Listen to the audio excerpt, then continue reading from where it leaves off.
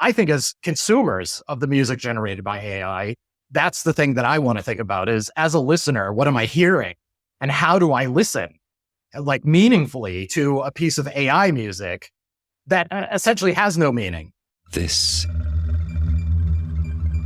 is Phantom Power.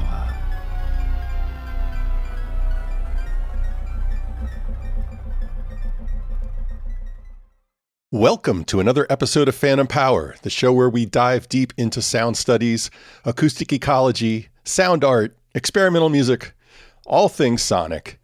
I'm Mack Hagood. Today we're talking to the digital artist and theorist, Eryk Salvaggio. We'll be diving into the question of what is AI art and AI music? And we're going to attack this question on both the technical and the philosophical level. We're also going to talk about how to live in what Eryk calls the age of noise. It's a really interesting conversation, so stick around. But first, I want to just go over a few quick show notes. For those of you listening in your podcast feed, you will have noticed that after something of a hiatus, we're back. I am looking forward to bringing you this podcast once a month in 2025. We have a lot of fascinating interviews on tap. Next month, journalist Liz Pelly will be with us to discuss her new book on Spotify. I could not be more excited about that. For those of you joining us on YouTube or maybe Spotify, you'll notice that you can see me. So it's taken a lot of work, but we have officially jumped on the video podcast bandwagon. I think today's episode is sort of going to show the power of that because we're going to be talking not only about music, but also about video art made by AI, and it's going to be helpful to actually see it with your eyes. But no worries to all of our dedicated audio listeners and visually impaired folks. We're going to be sure to describe anything relevant that's seen on the screen.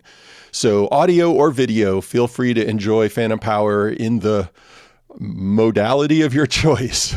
And if you're watching or listening for the first time, please do subscribe wherever you're encountering this flow of waveforms and pixels. And finally, for longtime listeners who have been following along with my epic saga of trying to pivot from writing academic works to writing for the public, I'm thrilled to announce that I got a book deal. My next book will be coming out on Penguin Press. And for those of you who have been following along with this saga, you'll know that I've done, episodes and Patreon posts about how I found an agent, what it's like to work with an agent, writing a proposal. And so I'm going to have more bonus content in my Patreon feed where I talk about the final stages of how we crafted the proposal and shopped it to publishers and had meetings and had an auction and all that kind of stuff. So if you want the inside scoop, just join our Patreon at patreon.com/phantompower. Okay, on to today's guest. My guest today is Eryk Salvaggio. Eryk is a researcher and new media artist interested in the social and cultural impacts of artificial intelligence. His work explores the creative misuse of AI and the transformation of archives into data sets for AI training. Eryk is a researcher at the Meta Lab at Harvard. He has advanced degrees in media communications and applied cybernetics from the London School of Economics and the Australian National University. And you may know Salvaggio from his widely read newsletter on AI, Cybernetic Forests. I met Eryk last year at the Unsound Festival in Krakow, Poland, where we were both speaking, and Eryk gave this dynamite performance lecture called The Age of Noise, which incorporated some of his video experiments with artificial intelligence. And this talk just blew me away. I knew I wanted to bring him to you. So today we're discussing how AI systems literally dissolve human culture, images, video, music. They dissolve them into noise, and then use that noise as a starting point to create new objects that look and sound like cultural objects, yet lack human characteristics. So welcome to the age of noise. Here's my interview with Eryk Salvaggio. All right, Eryk, welcome to the show. Thanks so much. I'm really excited to be here. So I had the pleasure of hearing you speak at the Unsound Festival in Krakow, and I was just blown away by your talk, which concerned the role of noise in generative AI. And it also made a larger point about noise and contemporary digital life. And the central claim of that talk was that we have basically finished with the information age and we've entered this, what you call, age of noise. So I think we'll eventually make our way to AI and the age of noise, but I was thinking maybe we could start off by how would you characterize the information age? It's certainly a term we've heard a lot, but how are you thinking about it, say, in the talk that you gave? If you look at the early age of computing, if you look at the early age of communication, there was this belief, and it's not necessarily a wrong belief, that the more information we have access to, the more knowledge we have about the world, and the more agency we have in the world, the more informed our decisions could be. And so much of technology in that century, starting in sort of the cybernetic era of the 40s and the 50s even, was around how do you get information and make sense of that information. And then when we started moving closer to the communication networks, it was more about how do you distribute this information so that everybody has access to this information. And all of it was around this idea that information is super valuable and that if we have information, we could become, in a way, better people, better citizens. And then with the internet, it becomes this weird mirror where everyone's able to access information, but they're also able to produce it. And the production of information is measured and it's weighed and it's distributed by this sort of otherworldly power that we've come to call the algorithm. And so everything's being sorted and we don't necessarily have access to the information that we need to understand the world. Instead, we have information that is sort of a mess, right? And it's a fire hose. It's overwhelming. And so my argument in the age of noise is that this information age piece that was just this access to information has become so overwhelming and so hard to process that it has become essentially noise. Yeah, and I loved, like, there's a point in the talk where you're talking about the role of noise in the information age, and you're basically talking about information theory. And we should probably have a drinking game for this podcast anytime I mention Claude Shannon, because I always mention Claude Shannon. But you talk about how noise was this thing that sort of crept into the circuits and crept into the channel, and that noise was this residual energy of the Big Bang, and our task was to sort of remove any traces of noise from our phone calls, and then we get to this point where the information age has given us so much high quality signal, so to speak, that in itself becomes noise, right? And what's really interesting to me is that, like, all of these pieces of data, they're all sort of indexed to one another, right? There are captions pointing to pictures, and there are descriptions and hyperlinks pointing to songs and whatnot. And this is what growing AI models eat for breakfast, right? So maybe Absolutely. we can talk about how AI models digest this data. Let's maybe get into the nitty-gritty of how they work.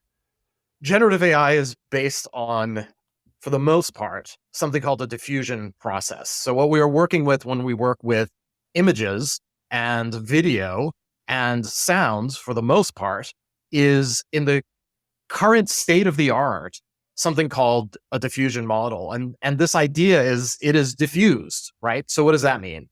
Essentially what it means is, as information that we've uploaded, wherever it's been uploaded, whatever the training data may be, comes into the model to train the model, information is actually stripped out of it.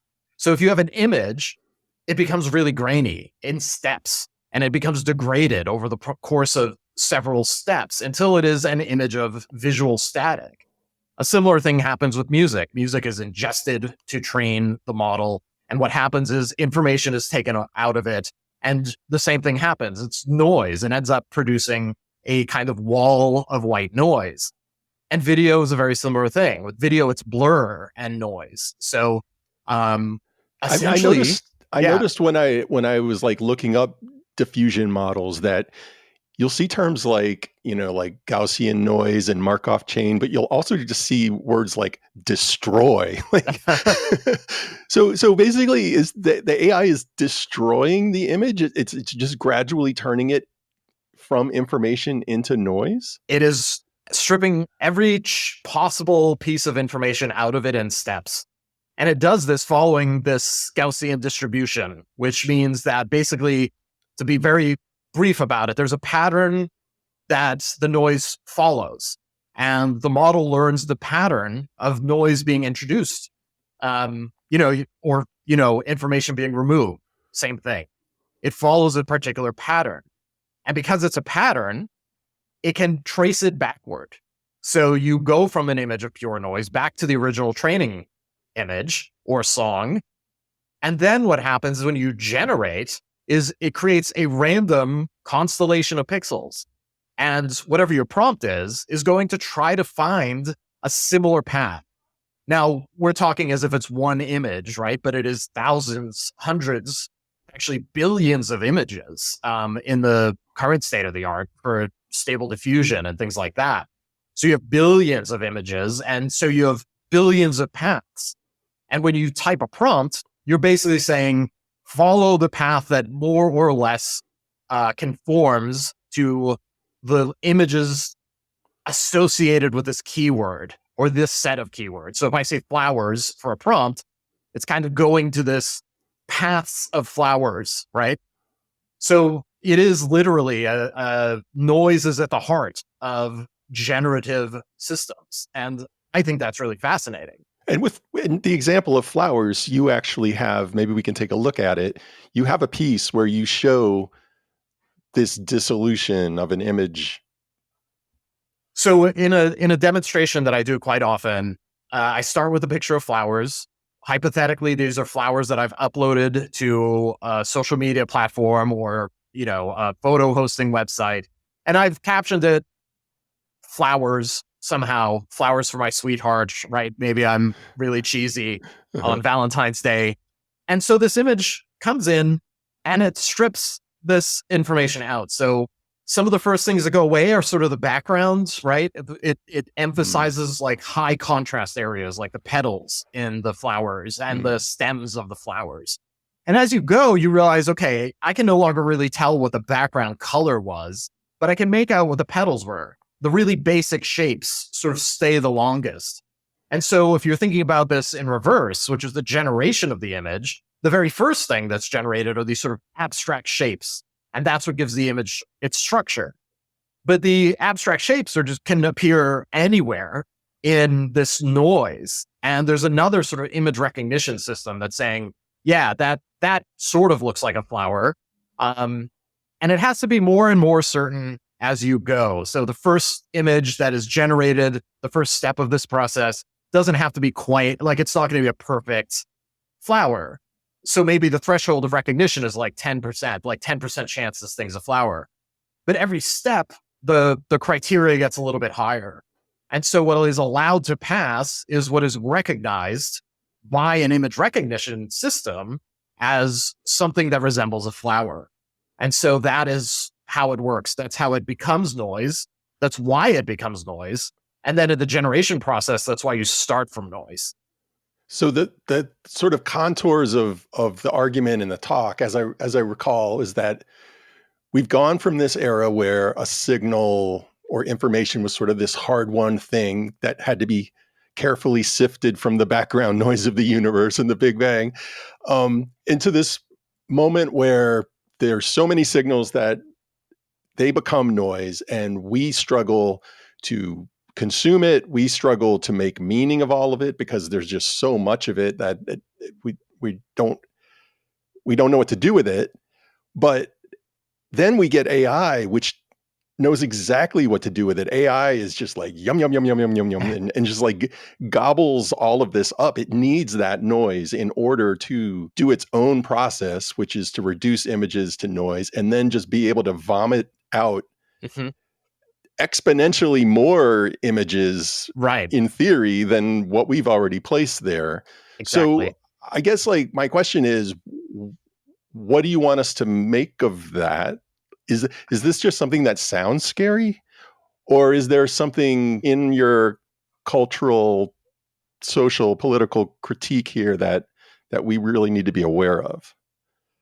So my feeling is you have these machines that are taking in this human generated information, pieces of cultural expression, right? Texts we write, archives are coming in here, and it becomes noise. And there's something there, right? Is that something that we want this culture to happen to this culture that we've produced, right? That it becomes literally like decimated. And then what's an important part of that is that when we talk about noise is a really interesting concept because there's so many definitions of what noise is and how we want to navigate noise. And typically, like, we are in a noisy world, right? We operate in noisy environments. We have some agency over the decisions we make in terms of what we focus on in that noise and what choices we make in the space of noise that we live in. And one strategy is to think about all the stuff that's happened before and how that fits the noise and how we can keep following those patterns into the future. And that is one strategy. So like retaining some kind of human meaning in trying to find, based on our past history, what we value, what's important, or I think so. If we're a person and we're trying to navigate something really noisy and loud and we're overwhelmed, what's the first thing we do? Is we kind of look for something that is familiar to us, right? And oftentimes, if something scary is happening in the world, we will try to fit it to a pattern that we're familiar with. Like, oh, this is, we'll give it a label, right? And when we give it a label, it helps us navigate and understand that thing. But these labels are kind of like this label and prediction response from people is actually kind of what we do when we're scared, right? And if we are feeling playful and relaxed, then noise can actually be inspiring and fun. And we can think about different ways to navigate. Like, the noise of a party is very different from the noise of a riot, right? If you're at a party and you're enjoying yourself, you're laughing and things are loud, you don't mind. If you're in a riot, your thing is like, look for safety, find the thing. What do I do? Follow the rules that I have in my head of how to get out of this place. And you focus exclusively on the sort of prior references. Yeah. And so what I'm trying to say with this is, when we're building AI, what we are modeling, when we're creating a system that is trying to produce creative, a resemblance to creativity, whether it's in an image or a song, is that actually what we're doing is we're constraining all the possibilities of this noise to the patterns that are learned by the training data. So that if I am trying to create something playful and fun that breaks the boundaries of, say, genre, or plays with the borders of what image making can be, right? Something really, truly experimental and playful and creative in the sense of challenging the past, challenging ideas of the representation that is present in photography, right? What have people done before? I want to play with that. You don't actually get to challenge it. You are constrained to the training data. You are constrained to representations in that training data of what has come before. You don't really focus on when you get these images back, and there's sort of these generic defaults, right? You don't get something challenging. You get something very comforting. You get something very easy to see. You get something very sort of, referenceable, because you're actually navigating it through references, right? You're using the style of an artist or the genre that exists, right? There's limits to what's possible there. But this So, this is funny because you're talking about getting images that are, average or comforting or normate, so to speak. uh-huh. But I really was excited in the very early days of AI video because it was so not that. Like the people, I'm forgetting the name of the one artist who was just made. I mean, there were several people who were doing this, but there was one who was particularly good who made these just sort of hideously disturbing, uncanny videos of people morphing and not, as the AI struggled to Yeah. to No, absolutely. So one of the things that I really like about AI is that it's glitchy. And I think that there's a lot to explore in those glitches. So even for me, when I'm using an AI system, I'm interested in how does it actually deal with noise? If I Mhm. ask it, if the entire purpose of the system is to remove noise, what happens if I ask it to generate noise? Mhm. And I've been able to play with this, and what happens is actually it doesn't reference things in the training data. What it does instead is gets confused, right? And I'm kind of personifying it in a way, right? But So to actually, so to yeah, clarify, I want to make sure I understand what you're saying here. You ask the AI to make noise? yeah. So I ask it for visual noise, various types of ways of soliciting images of noise. So you can ask for television static, right? You can ask for things that we know because we know how the system works, that the system is designed to remove. So the system is designed to remove noise. It's designed to remove static because that's what it's starting with. But it's expecting you to ask for something like a flower or a Rembrandt, right? It's not asking, it's not expecting. The designers were not expecting you to ask for images of digital static, and the system cannot accommodate And giving so what does you. it show you? What it does is essentially give you abstraction, and it gives you computer generated abstraction. And it's an artifact of the machine essentially producing something randomly and being asking this other verification system in the machine, which is for the techies out there, it's clip, right? So clip is trying to say like 10% chance that that is a flower, but now it's being asked for a 10% chance that it's noise. But it is noise. It is already noise. So it passes through and then it goes to the next step of noise removal. And so then this originating system has to remove noise from this process. And then it has to send it over to Clip again. And Clip is like, yeah, still noise. Right. And so then it goes back and it does another step of removing things towards this abstract concept of what noise is. So it's actually inflicting a kind of paradox into the system, it's almost like mutually exclusive in a way to say it's an image of noise, but you have to remove the noise to make the image of noise. So what you get is never truly a representation of static or digital noise in the way that we might imagine it. It's always structured based on how the model is trying to remove noise and the system that's saying, try it again, do it again, failing. So it's a kind of feedback loop in the system, but it's a glitched one. Yeah, I think I wanted to maybe get you to build this out a little bit in terms of the actual data set that's Yeah. being used. You mentioned Clip, which I believe is sort of like the machine learning tool that interacts with the data set. Can you talk about like the sort of canonical data set that Yeah. that all of our AI images are coming from right now? Because I think that's really fascinating. Yeah. So if you're looking at the open source tools, which are for the most part, the major one you have right now is Stable Diffusion. A lot of other models exist, but a lot of them are built on top of Stable Diffusion. So essentially, Stable Diffusion is if you're using an open source model, if you're a company that is starting to work with image generation, you're taking Stable Diffusion and you're building on top of it, or you're changing it somehow on the back end, or Hmm. you're fine tuning it. But Stable Diffusion is sort of like the core. There's proprietary systems. OpenAI has its own models. We don't know what's in there. We don't know what's in the training data for those models. Midjourney, we know, uses a subset of Stable Diffusion's training data. And what this training data is built on a data set called Leon 5B.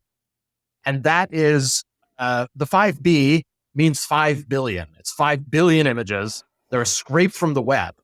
all different corners of the web and basically distilled in this process we described. Every one of those images and its captions was reduced to noise.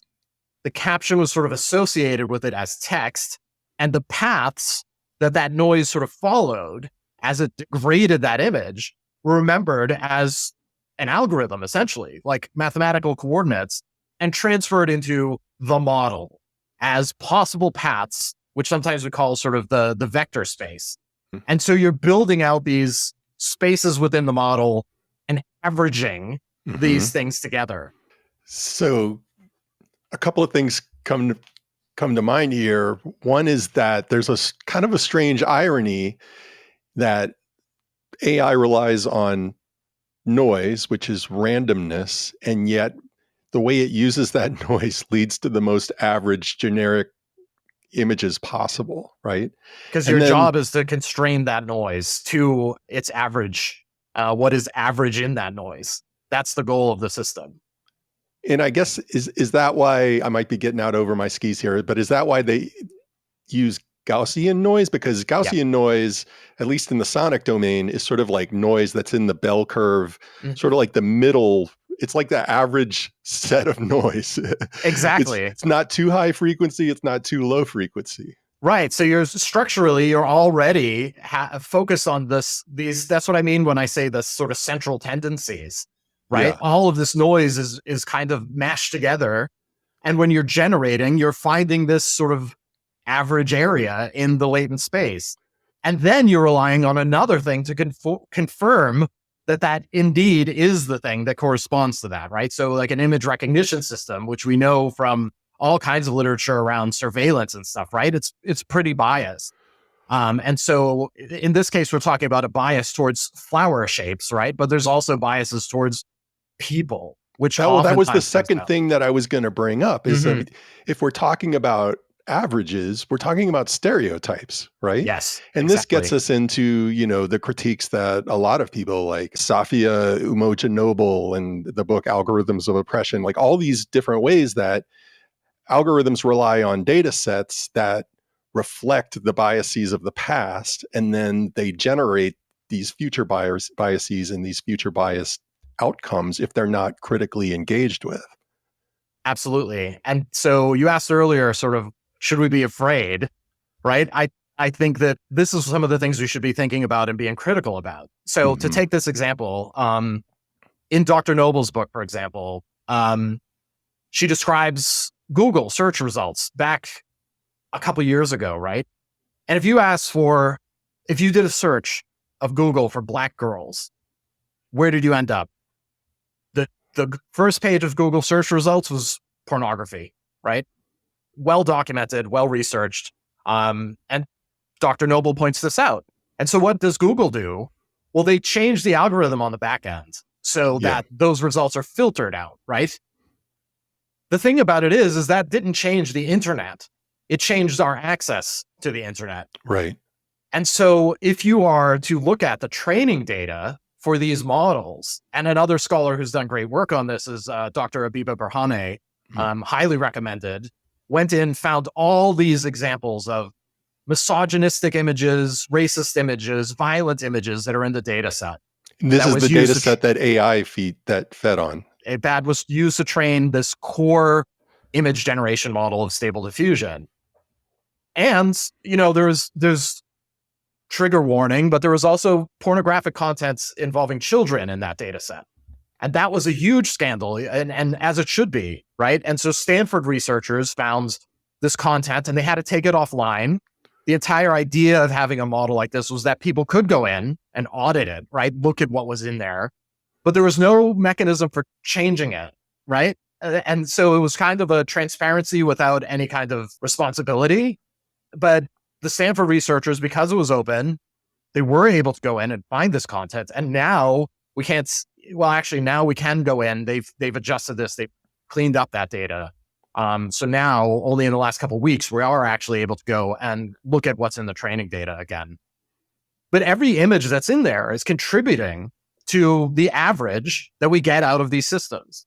So if you are asking for Black girl, for example, you are getting exactly what Dr. Noble warned about years ago. You are getting pornographic images in the training data. And there's other biases as well that are really fascinating to look at and think about how they come through and what it means for representation in this space of media in terms of who is defining what a person looks like. So a classic example is also, and I'm sorry that we're digging it so into stereotypes, but I really think it's an important point. Yeah. That if you ask for an image of a Mexican person, they will almost undoubtedly be wearing a sombrero, right? This is the idea that it has of images that are labeled Mexican, right? And person have sombreros on. Sort of less harmful is example I did live in Australia.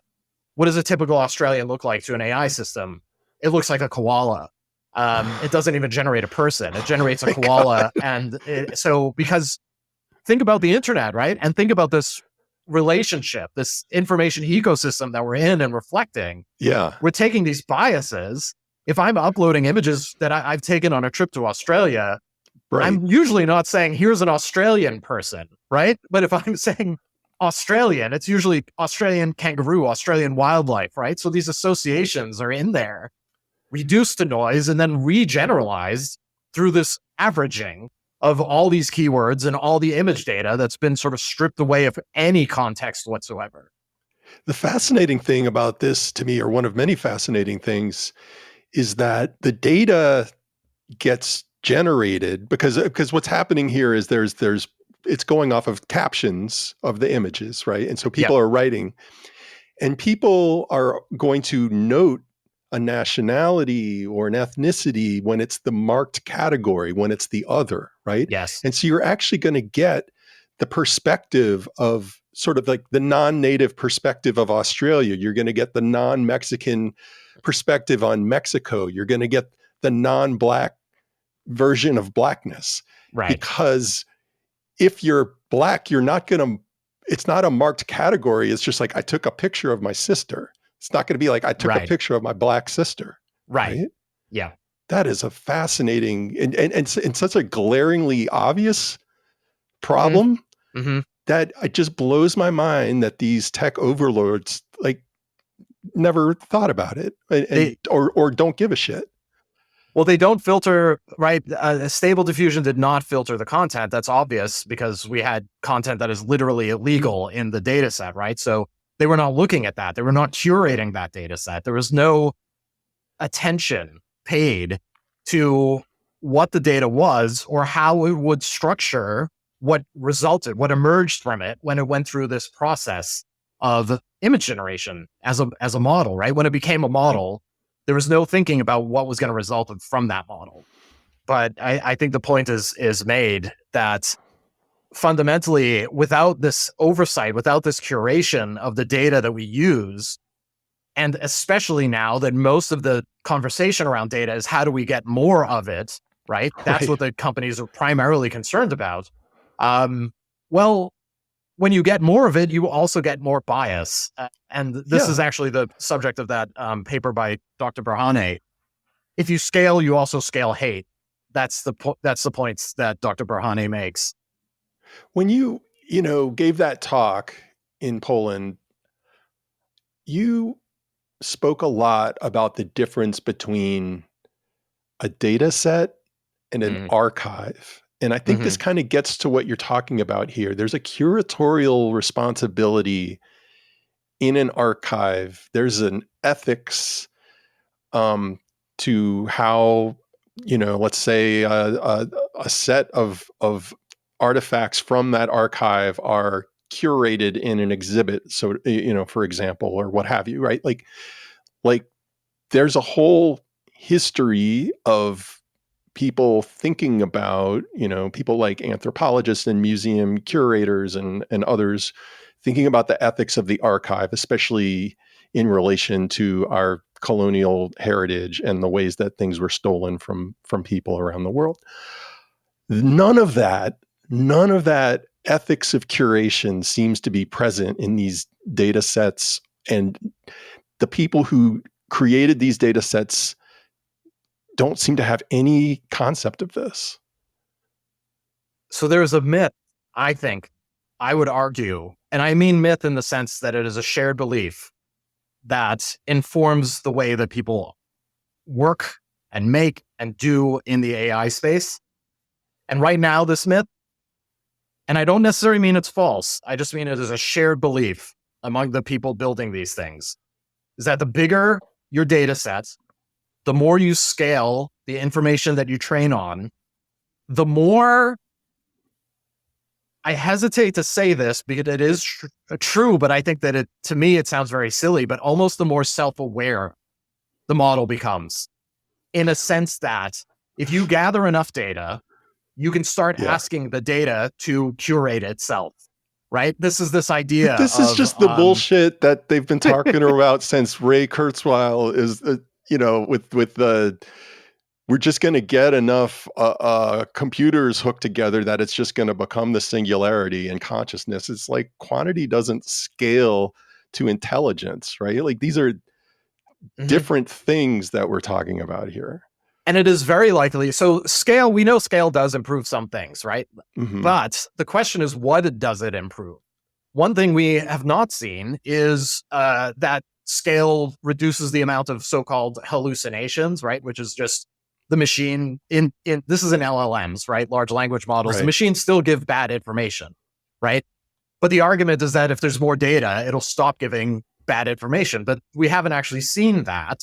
What we have seen is like it gets better at multimodality, right? I can ask it to turn a physics white paper into a poem, right? It can do that kind of transfer. It can generate more realistic looking text. But ultimately, sometimes what it does is generate more convincing text that's still factually not referencing the real world, right? It's not referencing like an understanding in any way because it can't, because it doesn't. But here we're talking about large language models, which is a whole other can of worms. But with images, to get to this original point, when you're talking to a museum curator or you're talking to an archivist, there is a sense of responsibility. There's been a cultivation of ethics, and there's been reckoning with the failures of those responsibilities and ethics too, right? Which is really important, is that when those things have gone off the rails, when the voice of power is sort of overdetermined what is included in an archive or excluded from an archive, there has been an ability to say, shame on you for doing that, right? Yeah. With an AI model, who do you point a finger at? It's almost, at this point, you could say, yes, it's the people building the data set, but they pass it on to the people who are training models on that data set. Right. And those companies are passing that on to the users who are prompting it irresponsibly, right? And then the users are saying, well, why are you letting me do this? And so the blame is distributed, but I really think that it lays in the foundation of who is gathering this information and who is making the decision to use this information in models that are then being distributed to the general public, right? There is a responsibility chain there. And we really should be thinking about how do we curate data and what are the biases of data. But the other problem is you're not going to solve these issues. You can't get rid of bias because there's always a human making decisions. There are 5 billion images. You're not going to review. You're not going to expose to a sort of auditing process by anthropologists and curators, right? And so there's some real issues with scale as it applies to this question.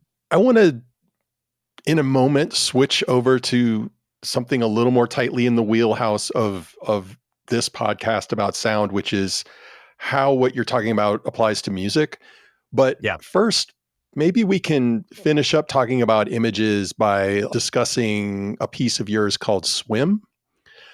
And again, maybe for the video podcast, we can put it up on the screen, but maybe describe it for our podcast listeners and non-sighted folks, and tell us what this work is, and how you're kind of trying to engage with the issues that you're discussing.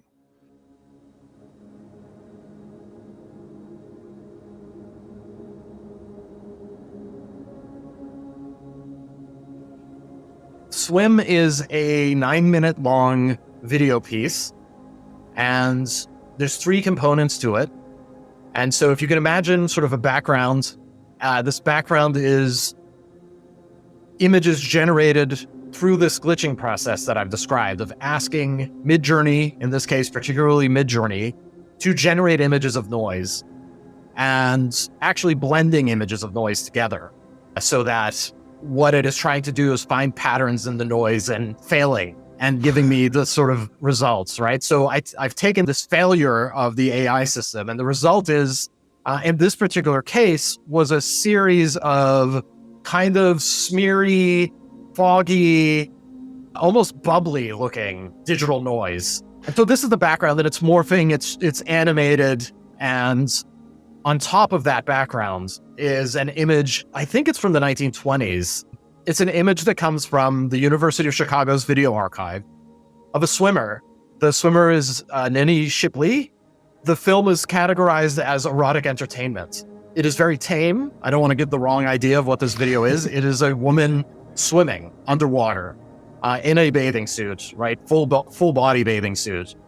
And to me, what I'm trying to think about with this process, before I sort of describe what happens in the videos, I wanted to put this image from the archive into dialogue with an image that was impossible for a AI image generator to generate, right? So this is the 2 layers of this piece. And so I took the swimmer and I slowed the swimmer down over the course of 9 minutes. And the audio score is also the original sort of jaunty jazz stag party soundtrack slowed down as well. And it becomes almost, I don't know, it has this sort of elegiac kind of... The music's gorgeous. It's gorgeous. Yeah. I can't take much credit for it. But it is this slowed down so this 1.5 minute long piece is slowed down to 9 minutes long, including the audio.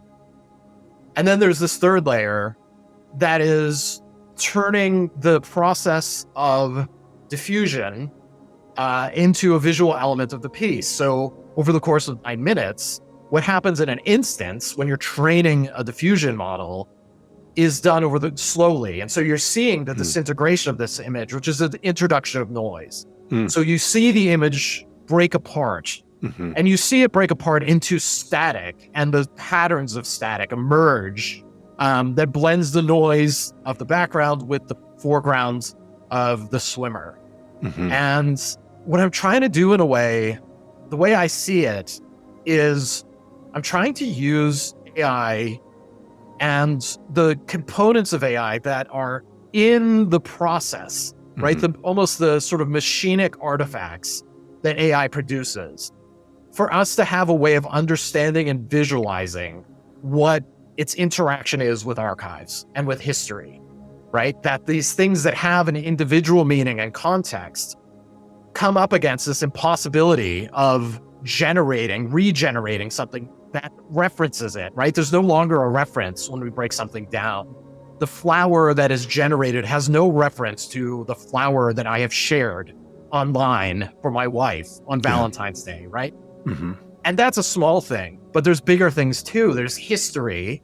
There's ways of telling stories that are getting lost in this breakup into noise and separation of image and the labels we assign to image into noise and keywords that gets for me to this distinction between our relationship to something in an archive and our relationship to something that we call a data set, which is that a data set is a thing. We treat it as one thing, but it is actually multiple things that are comprising it, as opposed to an archive where our attention is, what is the history of the objects in this archive? How is that history being told?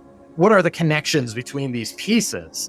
Not just through a lens of which pixels go next to which pixel, right? Because we don't care that there are 7 images of people in the archive, right? We care about who those people are and what part of the story belongs to them. With a data set in this context, we lose that. They just become the shape of people. And I think there's some grappling that we can do about that relationship and that transition, especially as we are generating more and more images based on history that kind of erase history at the same time. There's almost a duty or an obligation of care to what the sources are that formulate that.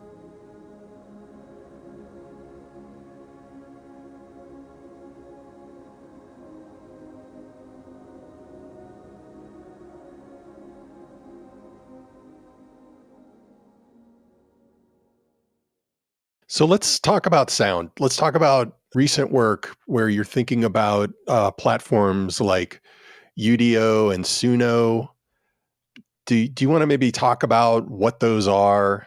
Yeah, so it's very similar. They are still diffusion models. They're still taking representations of sound and they're breaking those down. Now, your audience is probably well familiar with waveforms, but for those who aren't, it's the shape of air, right, represented visually, that shapes the vibration of our eardrums, right? This becomes just the line, right, in the training process, and this line becomes sort of the thing to find in a solid white wall of waveform data, which is white noise. Mm-hmm. And so these models, similar to images, are trained to scrape things away in the direction of, say, a snare drum. So you get the sort of loud spike at the beginning and the trailing away, right? You carve that out of noise. Mm-hmm. And so in very short time, what we've come to see is the generation of complete audio tracks. So these are the tools that we're looking at: Udio, Suno, and others. There's many others, and sure to be many more, that are just oriented around producing a track, a full track. And this is the area that I'm starting to look at now with a lot of interest. Yeah, maybe we could talk about your experiments with, this kind of diffusion model created music, which is you have a track called Sounds Like Music.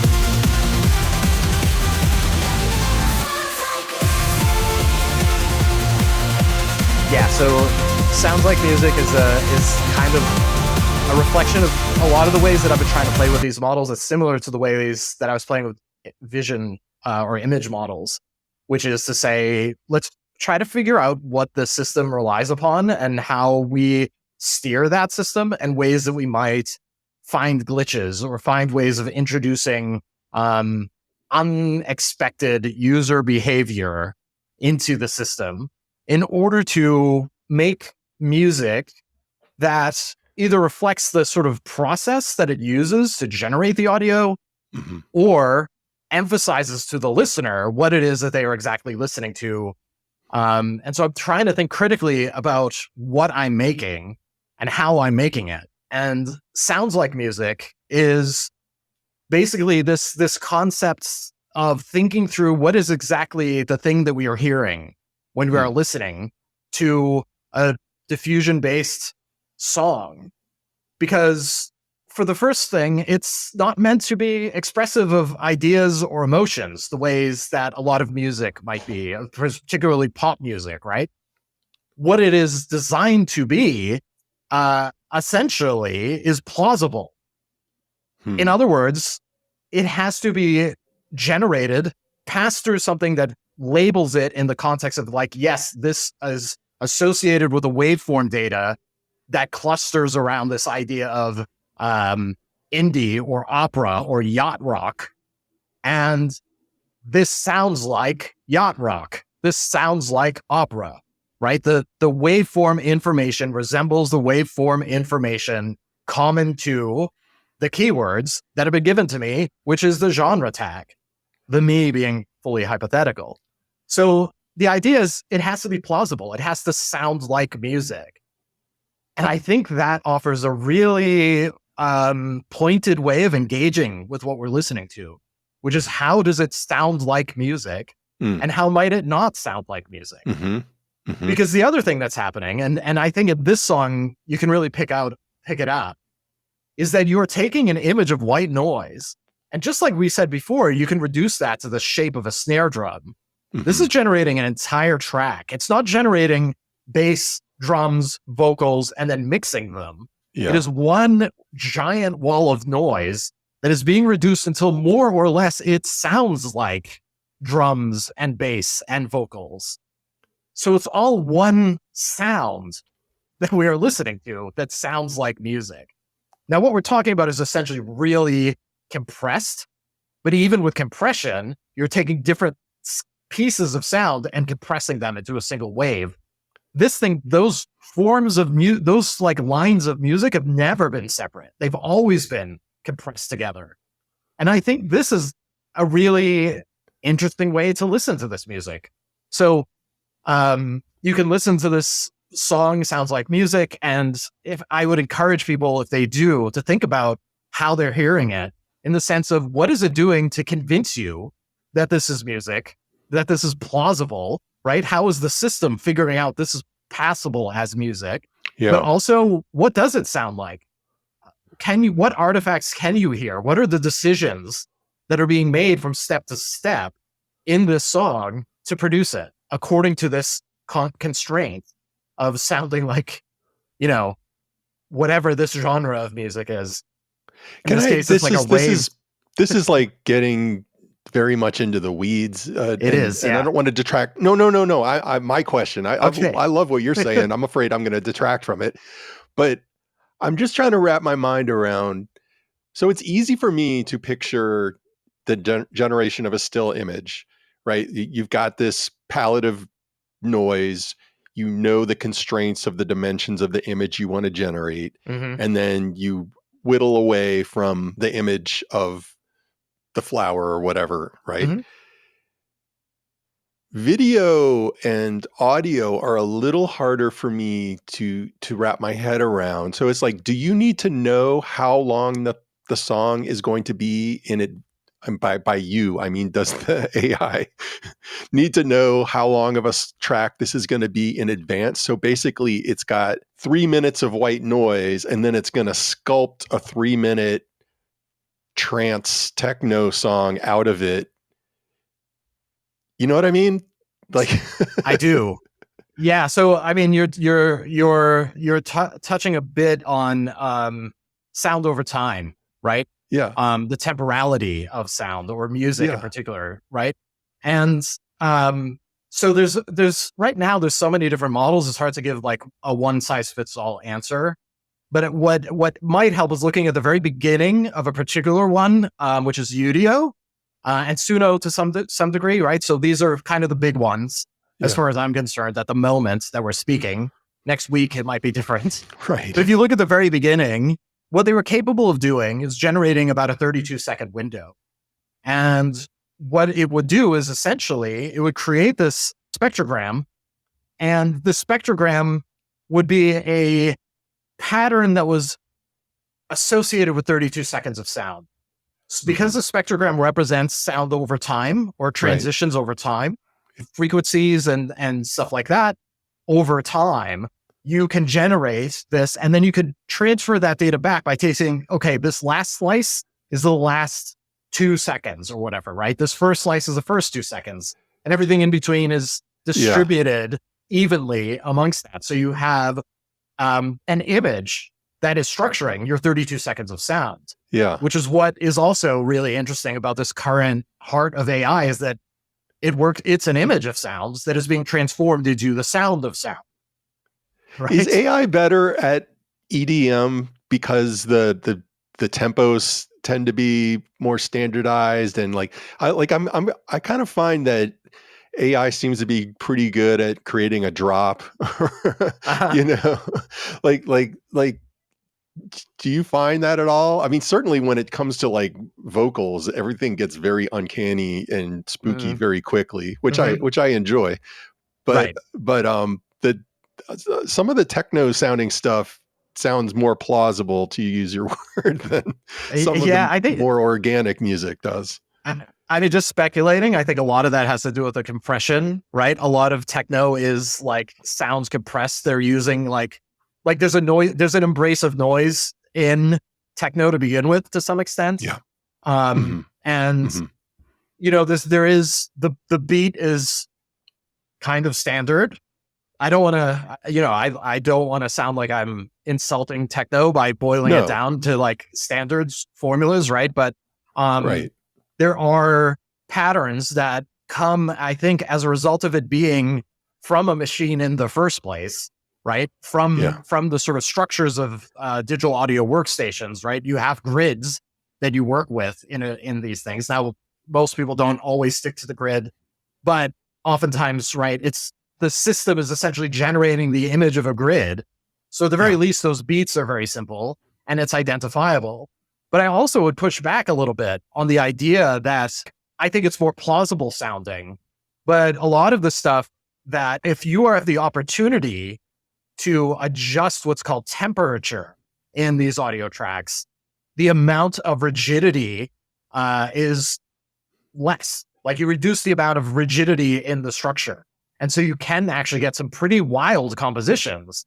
But what's interesting about these compositions is they will still sort of follow within still kind of, I don't want to say standard deviation, right? But they still sort of cling to the central tendencies in the training data. So you can, I call it sort of Deerhoof or Kitsch are the two sort of poles. Like if you're familiar with the band Deerhoof, they play these like solid rock beats, right? But then suddenly they'll transform to like a techno beat and they'll be playing jazz over it. And like you can make that kind of thing. Yeah. But what's really important distinction is that the machine is not deciding to do that. It is finding sort of the average areas of multiple genres and pasting them together in a way that coheres to the tendencies that have been defined for it in terms of musical structure. So it's not creative in the sense that Deerhoof is creative, right?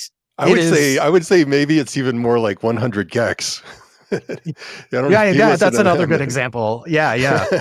I'm a fan of both. So right. I definitely don't want to besmirch either band by saying they sound like AI. No, but in a way, what it is getting at is that like, that's actually hard for a human to do, right? That's actually like the sign of like a skilled and creative thinker is to think about what your genres are and what those constraints are and how to break them.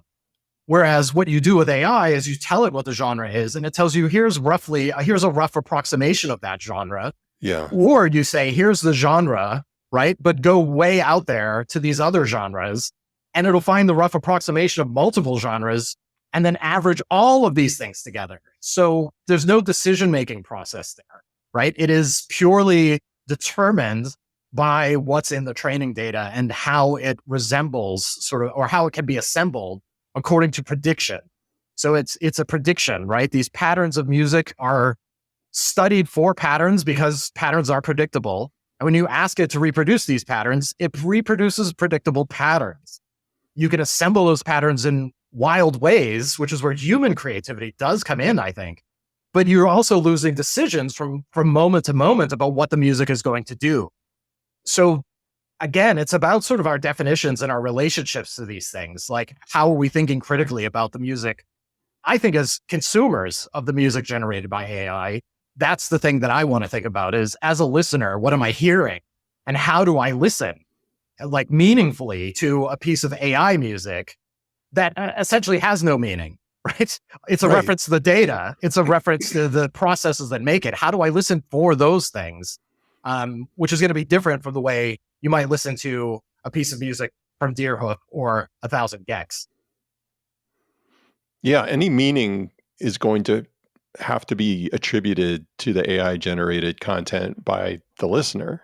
Right. And so that really, gets us into the questions of like, well, what is music for? And why do we listen? Yeah. Why do we listen? You use the term hypothetical music.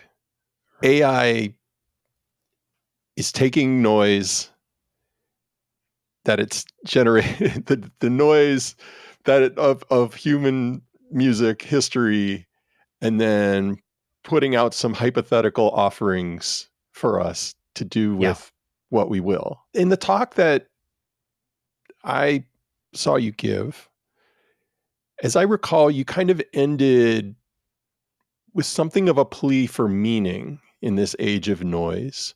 Mm-hmm. And so this this idea that we would have to be the ones to bring the meaning to the music, made me think of that. So maybe as we sort of wind down here, Mhm. can you talk about how we might restore meaning in an age of noise?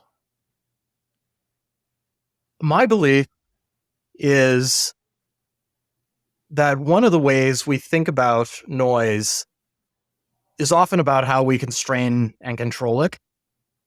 And that when we lean on this response to noise, we often encounter problems because noise is a part of the world. And it is really the desire for control and definition in response to that noise that introduces, I would say, a lot of problems politically, personally, right? It is not necessarily the noise, but our response to it that creates a lot of these issues, a lot of this overdetermination of the possible things that can happen in the world. Because we are uncomfortable by noise. Noise is oftentimes something that we react to out of fear, and so we seek to constrain it.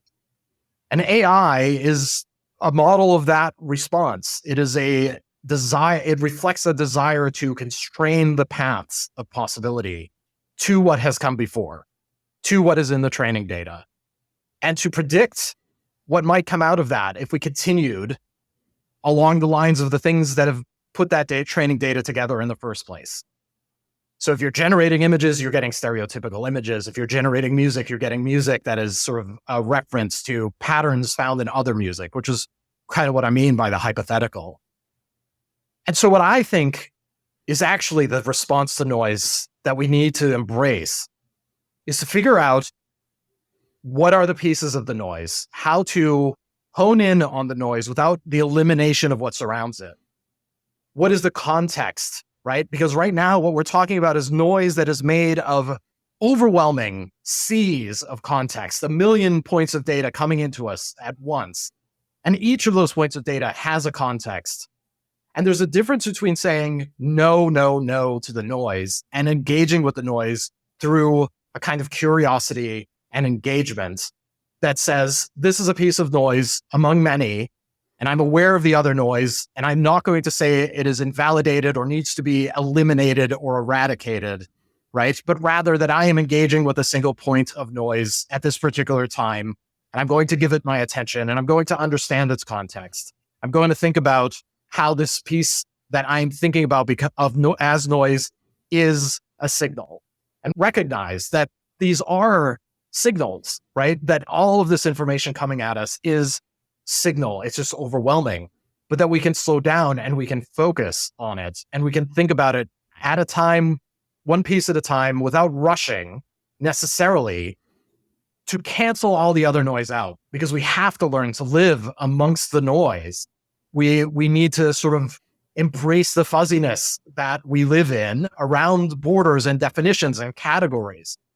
And right now, AI is really rigidly tied to these categories and definitions and keywords, right? And it is shaping noise in a way that is aimed at reduction of noise, as opposed to what really introduces the variety and the diversity of an experience of being alive, which is, in many ways, noise. Noise can be a source of joy if we don't respond to it with panic and a desire to control and shape it into something familiar. What if we embrace that noise, try to understand the context that it comes from, and think about what we can do from a position of play instead of fear and control? So I say, let's think about elevating context rather than enforcing control over the noise that comes into our lives.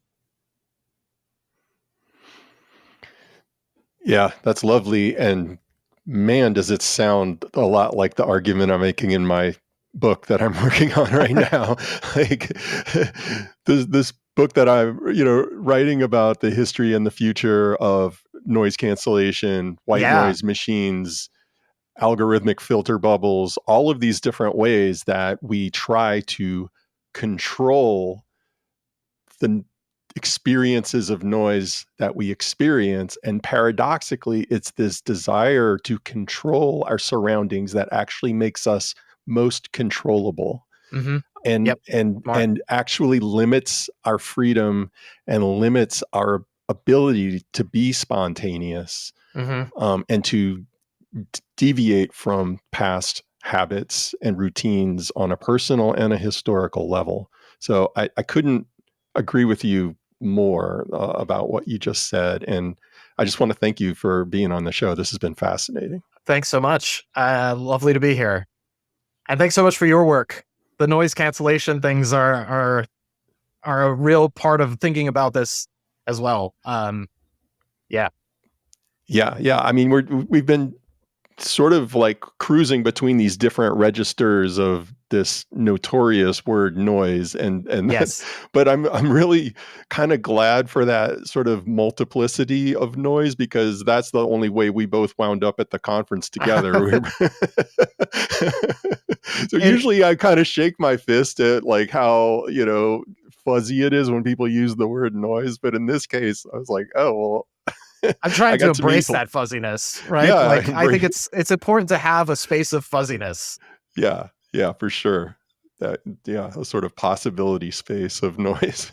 Yeah. All right. Well, thanks, Eryk. This has Thank been a you. blast. It has. Thanks so much. And that's it for this episode of Phantom Power. Huge thanks to Eryk for being on the show. You can learn more about all things Eryk Salvaggio at cyberneticflorists.com, and click on the newsletter tab to get more of Eryk's brilliance in written form on the regular with his newsletter. See show notes, links, and more for this episode at phantompod.org. Please remember to subscribe to us and rate and review us in your platform of choice. And join us at Patreon. We have free and paid memberships where you can get news and exclusive content like the coming backstory on my deal with the Penguin. Thanks to my Miami University assistants, Caitlin Fan, Niso Sasha, and Lauren Kelly for their help with the show. And I want to give special thanks to Dylan McConnell, aka Tiny Little Hammers. Dylan created our logo, and he also helped me animate it for the digital video age. You can find his work at tinylittlehammers.com. Thanks also to Josiah Wolf from the band Y. He helped me spice up our intro soundscape with some modular goodness, so thanks, Josiah. And the one and only Alex Blue, aka Blue the Fifth, did our outro music. Got some feedback on our video turn? Send it to Mack at mactrasound.com. That's MACTRASOUND.com. Or hit me up on socials at Mactra, MACTRA. Just editing this, I'm just like seeing that I need a new camera, new lighting, a new haircut, a lot of things. So, this is a work in progress. And, and thanks to my dog Pearl for hanging out in the studio with me today. All right. Anyway, peace, y'all. Happy New Year. See you next month with Liz Pelly.